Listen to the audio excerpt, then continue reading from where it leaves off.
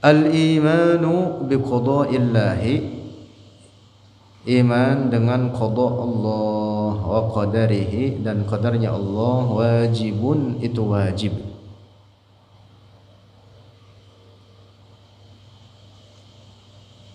Wa wajibun imanuna bil qadari wa bil qada kama ata fil khabari. Syekh Ibrahim Al-Laqani rahimahullah mengatakan, wa wajibun, dan wajib imanuna, oleh iman kita, bil qadari, dengan qadar Allah, bil qada, dan dengan qada Allah, kama ata, sebagaimana telah datang, fil khabari, di dalam khabar. Al-khabar ay al-hadis, sebagaimana datang dalam hadis. Bahkan juga ditetapkan oleh Allah di dalam Al-Quran terkait ketetapan al-qada wal qadar, yang wajib kita imani bahwa itu adalah dari Allah Subhanahu wa taala, yaitu dalam firman Allah, inna kulla syai'in khalaqnahu biqadar. Inna, sesungguhnya kami, kata Allah, kulla syai'in, terhadap setiap sesuatu, khalaqnahu, telah menciptakan oleh kami, hu, akan kulla syai', biqadar, dengan qadar. Nah, qada dan qadar itu maknanya, al-qada artinya al-khalq, penciptaan, al-qadar artinya at-tadbir, pengaturan atau ketetapan. Nah, jadi ayat ini menjelaskan ketetapan dua perkara tersebut sekaligus. Inna kulla syai'in khalaqnahu biqadar. Al-qada artinya al-khalq, penciptaan, segala sesuatu ciptaan Allah, dengan disebutkan pula biqadar. Jadi segala sesuatu bi khalqillahi wa qadarihi. Ayat ini maknanya begitu, bahwa segala sesuatu bi khalqillahi wa qadarihi. Firman Allah, inna kulla syai'in khalaqnahu biqadar. Syarah. Wa wajibun, dan wajib alaina, atas kita, syar'an, secara syara', imanuna, beriman oleh kita, ay tasdiquna, artinya membenarkan oleh kita, bil qadari, dengan qadar, ay bi taqdirillahi, artinya dengan takdir Allah azza wa jalla, kullama yajri, terhadap, akan setiap, akan setiap, maf'ul bih ini dari takdir, bi taqdirillah, ya isim masdar ya'malu amala fi'lih. Ketetapan atau takdir Allah azza wa jalla, kullama yajri, akan setiap suatu, yajri, yang berlaku, fi hadzal alami, dalam ini alam, ay'tiqadu, artinya keyakinan, anna kullama dakhala fil wujudi, sesungguhnya setiap apa yang masuk dalam wujud, fahuwa bitaqdirillahi ta'ala, maka dia dengan takdir Allah, bi'ilmihi, dengan ilmunya Allah, wa masyiatihil azaliyaini, dan dengan masyiahnya Allah yang azali, keduanya al-ilmu wal masyiah.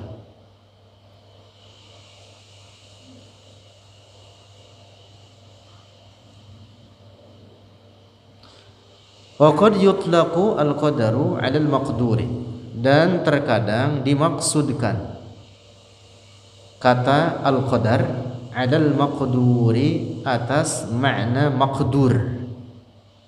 Al-maqdur artinya sesuatu yang ditetapkan pada makhluk ini. Nah, jadi penyebutan kata qadar ada dua. Satu, qadar dalam makna at-taqdir. Yang kedua, al-qadar dalam makna al-maqdur. Ingat-ingat nih supaya nggak salah paham. Saya ulang lagi, penyebutan kata qadar ada dua.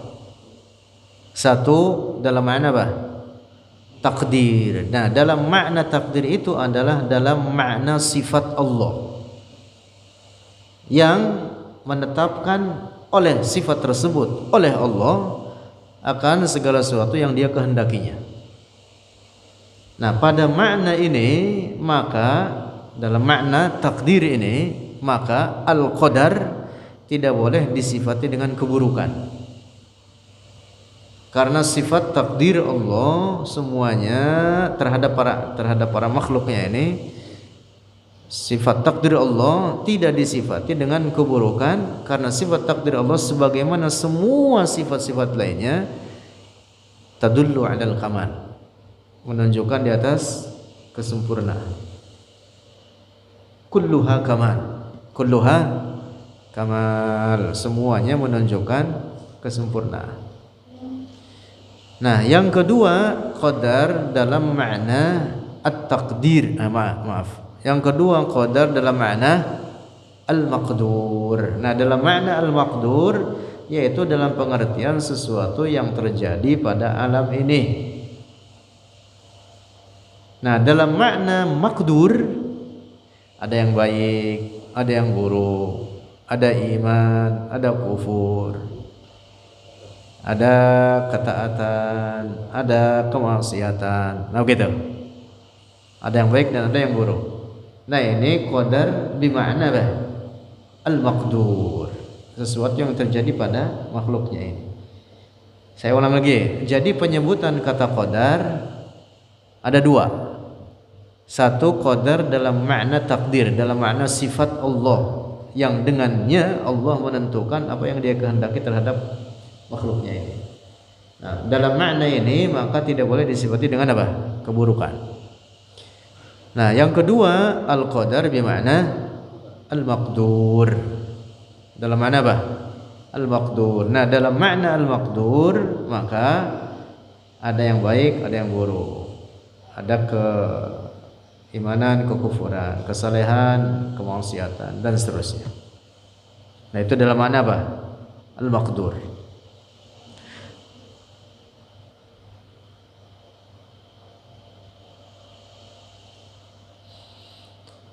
Wa qad yutlaqu, dan terkadang dimaksudkan al-qadaru oleh al-qadar 'alal maqduri, atas makna al-maqdur, kama yutlaqu sebagaimana dimaksudkan oleh al-qadar bi makna takdir, dengan makna takdir.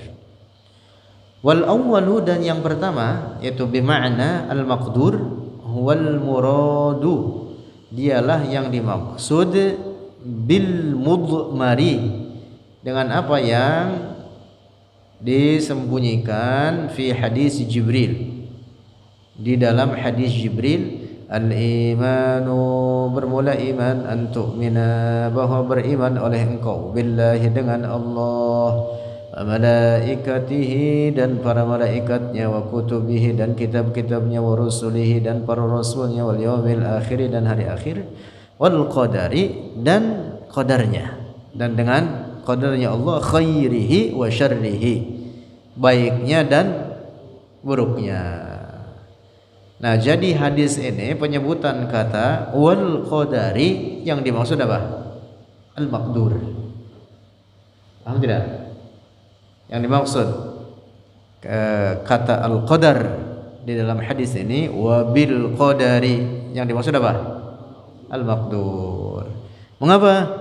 Li'annal maqdura, karena al-maqdur huwa alladhi yusafu bil khairi wasyarri, dialah yang disifati dengan kebaikan dan keburukan.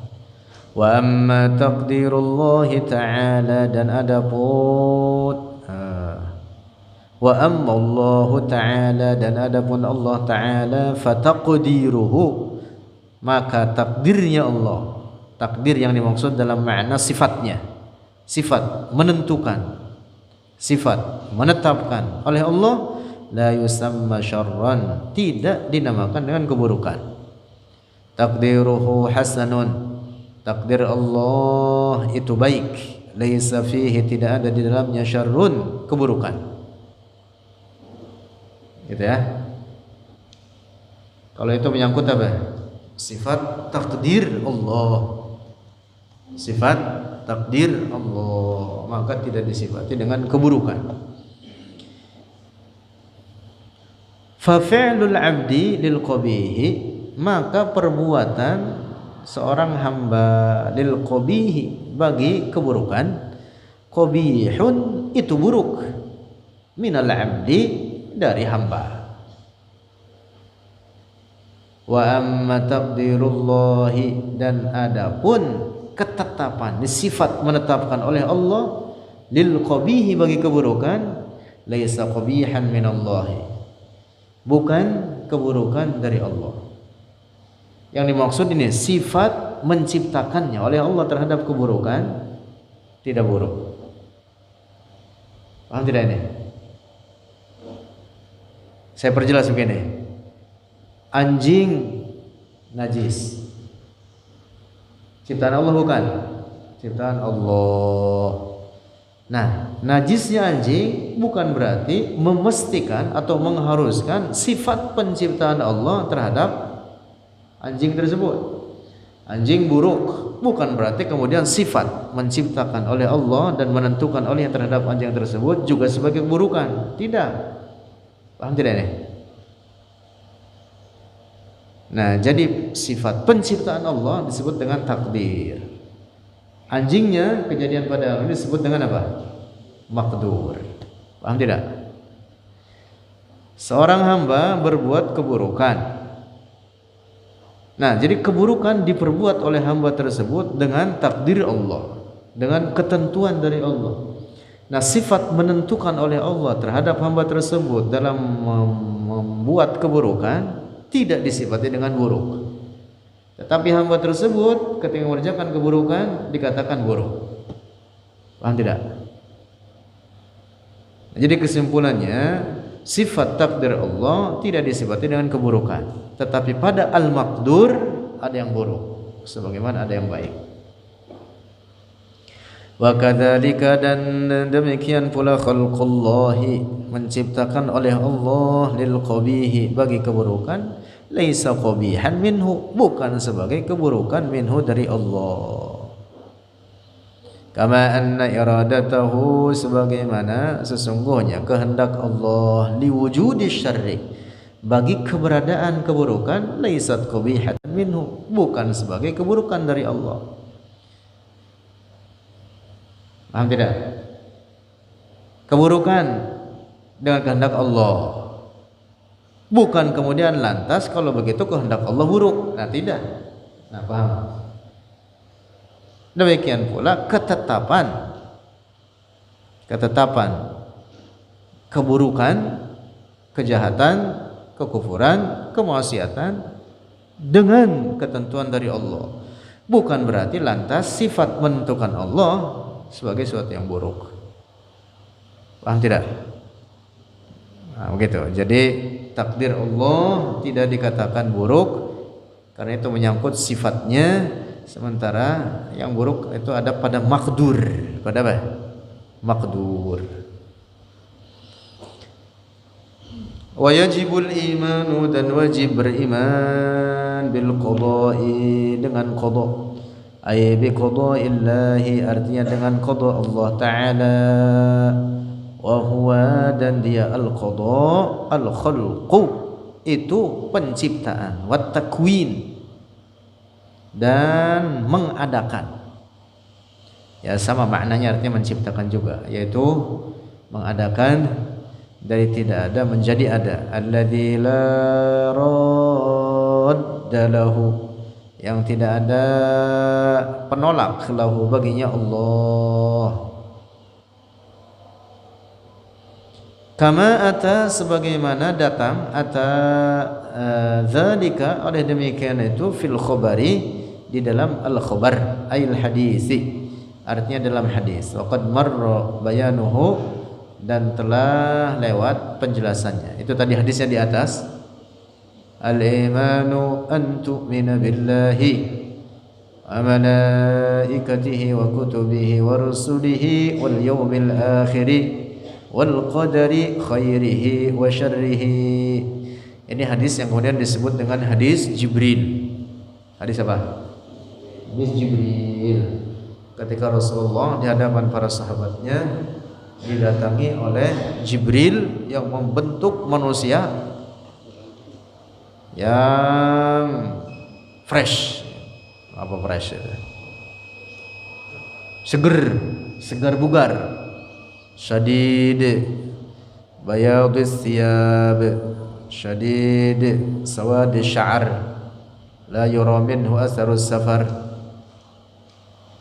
Pakaiannya putih, rambutnya hitam, tidak terlihat daripadanya bekas perjalanan jauh. Padahal orang atau para sahabat nggak ada yang kenal.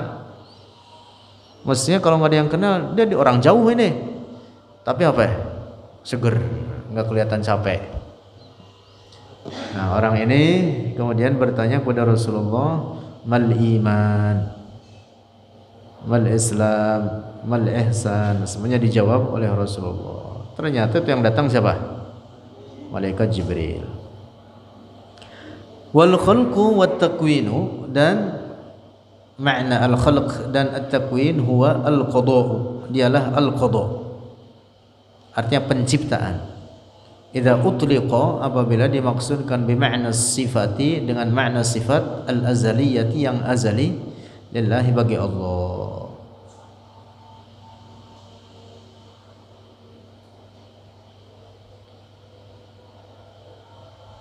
Wa amma in utliqa, dan adapun jika dimaksudkan al-qada'u bima'na al-maqdi, jika dimaksudkan dengan al-qada' dengan makna al-maqdi, ai artinya asy-syai'il ladzi min sya'nihi, yaitu perkara yang dari urusannya itu perkara ayyahsula, bahwa terjadi ia syai' biqada'illahi, dengan qada' Allah, ay sifatihil azaliyati, artinya dengan sifatnya Allah yang azali.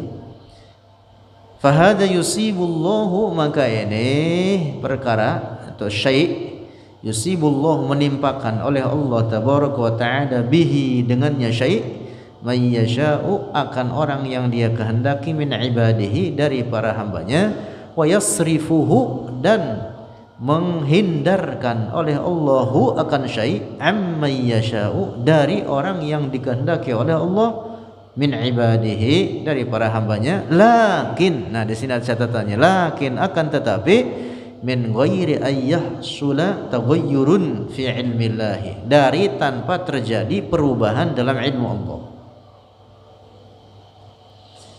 Jadi penyebutan kata al-qada sama dengan qadar. Qada, kalau yang dimaksud adalah sifat qadanya Allah terhadap sesuatu, maka dia itu azaliyatun abadiyatun, tidak disifati dengan keburukan. Nah, demikian pula seperti dengan qadar, kalau dimaksud adalah sifat takdirnya, maka tidak disifati dengan keburukan. Nah, kalau makna qada yang dimaksud adalah al-maqdi, yaitu kejadian yang terjadi pada makhluk, maka ada yang baik dan ada yang buruk. Ada yang oleh Allah ditimpakan terhadap hamba, ada yang dihindarkan daripada hamba yang lain. Si fulan terhindar daripada penyakit anu, sementara si fulan yang lain tertimpa penyakit anu, misalkan gitu. Nah, ini disebutnya apa nih? Al-maqdi. Disebut apa? Al-maqdi. Bukan berarti bahwa ketetapan Allah berubah-ubah.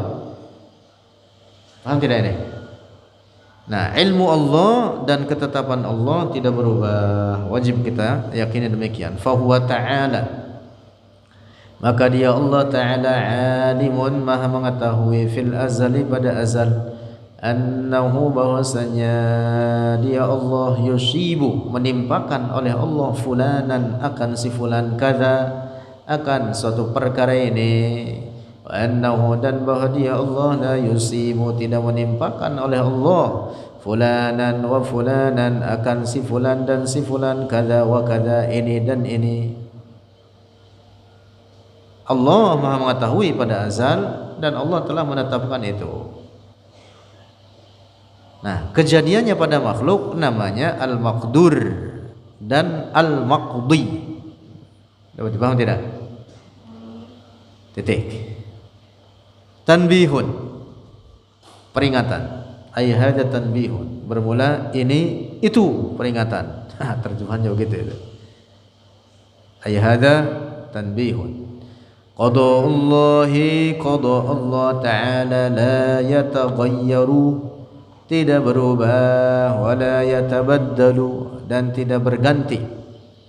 Fa idza qaddara maka apabila telah menetapkan oleh Allah anna wahidan bahwa seseorang min ibadihi dari para hambanya Allah yusibuhu menimpakan oleh Allahu akan wahidan kadza akan suatu ini perkara la budda ayyusibahu mestilah bahwa menimpa oleh itu perkara hu akan abad dzalika syai'u oleh itu perkara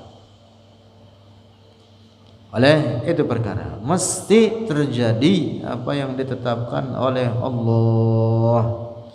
Walau tasaddaqa dan sekalipun bersedekah dzalikal insanu oleh itu manusia sedekatan akan suatu sedekah au da'a atau berdoa oleh itu hamba atau oleh itu insan au wasala rahimahu atau menyambung akan tali rahimnya au amila ihsanan atau berbuat akan kebaikan oleh itu insan li aqaribihi bagi para kerabatnya. Itu semua kagak ngaruh. Gitu. Itu semua apa ya? Kagak ngaruh, tidak dapat merubah ketetapan Allah. La budda mestilah ayatanaffadha bahwa terlaksana ma qaddarallahu apa yang telah ditetapkan oleh Allah ayyusiba hadzal insana untuk menimpa akan ini orang. Nah, jadi ingat-ingat itu. Doa tidak merubah ketentuan Allah. Lantas bukan berarti kita kalau gitu jangan berdoa dah. Enggak juga. Diperintah berdoa itu. Doa itu apa? Diperintah. Jadi kalau ngerjain perintah Allah berpahala. Urusan kabulkan kagak dikabulkan belakangan. Itu hak Allah. Dan ketetapan Allah bagi para hambanya itu ketetapan yang azali, tidak dapat dirubah oleh doa tersebut. Adapun kita berdoa adalah mengerjakan perintah Allah.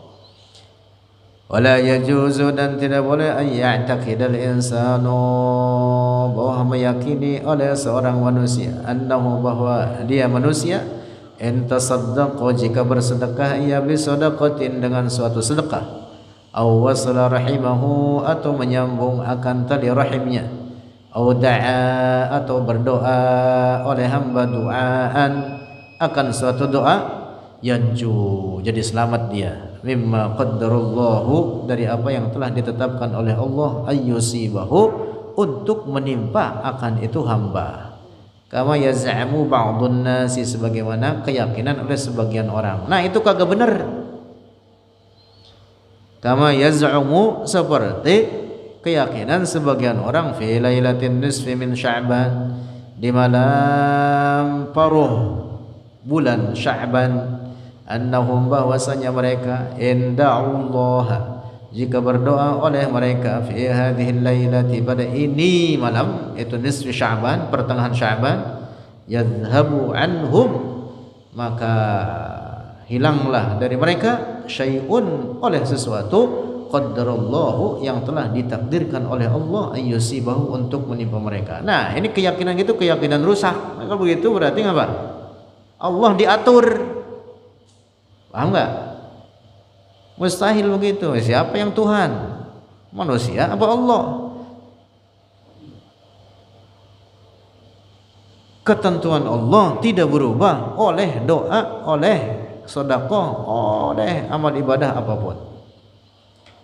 Fa inna, nah lihat tuh catatan penting ini. Fa inna i'tiqada dzalika, maka sesungguhnya keyakinan demikian itu kufrun, adalah kekufuran. Keyakinan bahwa kehendak Allah, ketetapannya berubah-ubah, itu adalah kekufuran. Kufrun wa dhalalun mubin, dan kesesatan yang nyata. Sama juga dengan mengatakan dengan sifat-sifat Allah yang lain, yatajaddad, berbaharu.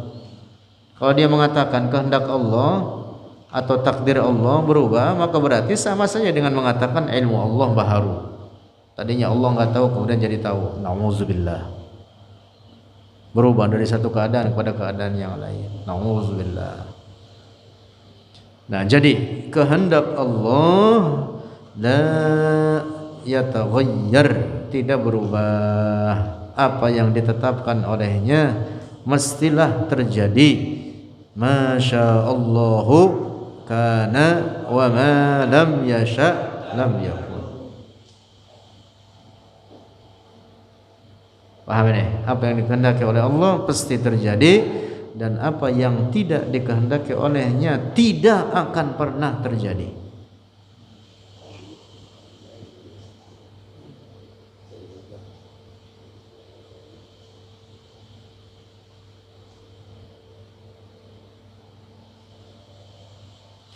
Ada burung